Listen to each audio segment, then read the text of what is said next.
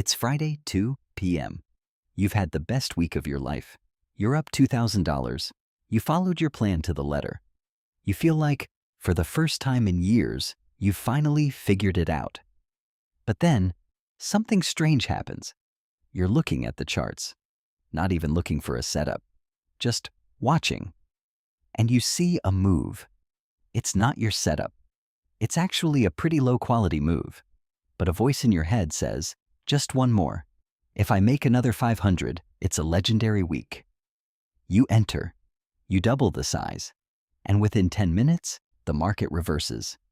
You don't cut the loss. You watch that $2,000 profit melt away. By the time you close the trade, you're only up $100 for the week. You've wasted 5 days of perfect discipline in 5 minutes of madness. You sit there in the silence of your room, staring at the screen, and you ask yourself, why did I just do that? Today, we're talking about the most dangerous psychological trap in the game, self-sabotage, and why, deep down, you might be more afraid of winning than you are of losing. Every human being has what psychologists call a financial thermostat. It's a subconscious setting for how much money and success you believe you are allowed to have. If your thermostat is set to struggling trader, your brain is comfortable when you are losing or breaking even. That's your home. That's your identity. But when you have a massive winning week, you've suddenly kicked the temperature in the room up to 100 degrees. Your subconscious starts to panic. It doesn't recognize this version of you, the successful version. To fix the discomfort of being successful, your brain triggers a sabotage mechanism. It makes you bored. It makes you overconfident. It makes you take a stupid trade just to bring the temperature back down to where you feel normal. You didn't take that bad trade because you're a bad trader. You took it because you were trying to return to the identity you're comfortable with, the underdog, the guy who almost had it. Success in trading is terrifying because it brings expectation. When you're losing, no one expects anything from you. You have the luxury of being a victim. But when you start winning, you suddenly have something to lose. You have a reputation to uphold. You have to prove you can do it again next week. The imposter syndrome kicks in. You tell yourself, it was just luck. I'm not actually this good. The market is going to take it all back anyway, so I might as well get it over with. This is why you blow your profits. It's an exit strategy for your ego.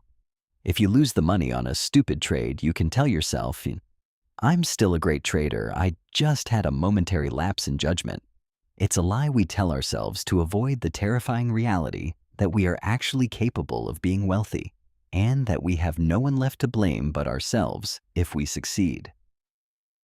How do you stop the sabotage? How do you stay in the success zone without burning the house down?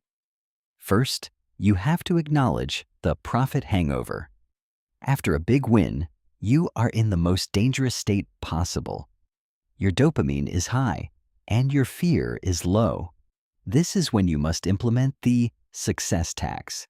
If you hit your weekly goal by Thursday, you don't trade Friday. Period. You don't look at the charts. You don't test a new idea. You walk away.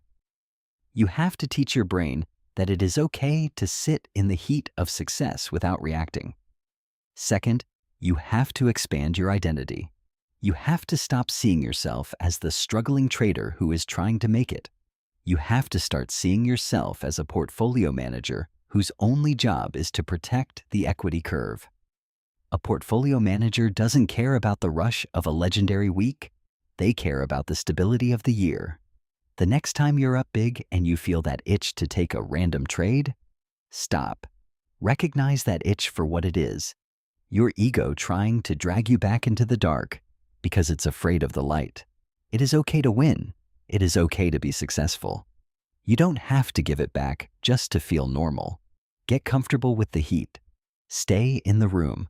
Stop sabotaging your future to protect your past. The hardest part of trading isn't learning the charts.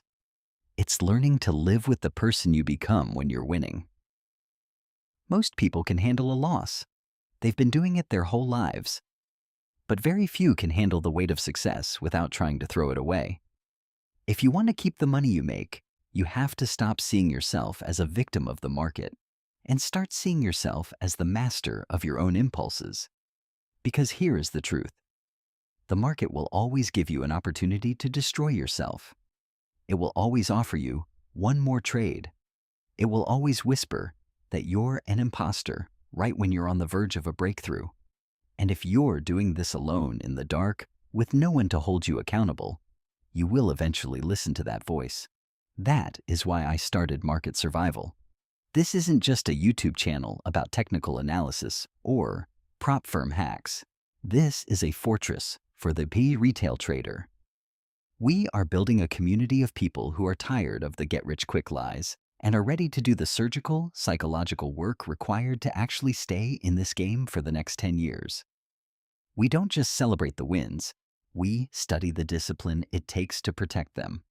If you are ready to stop being your own worst enemy, if you are ready to finally reset your financial thermostat and accept the success you've worked so hard for, then hit that subscribe button right now.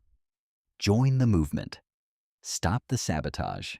And let's start trading like the professionals we were meant to be. Protect your capital. I'll see you in the next one.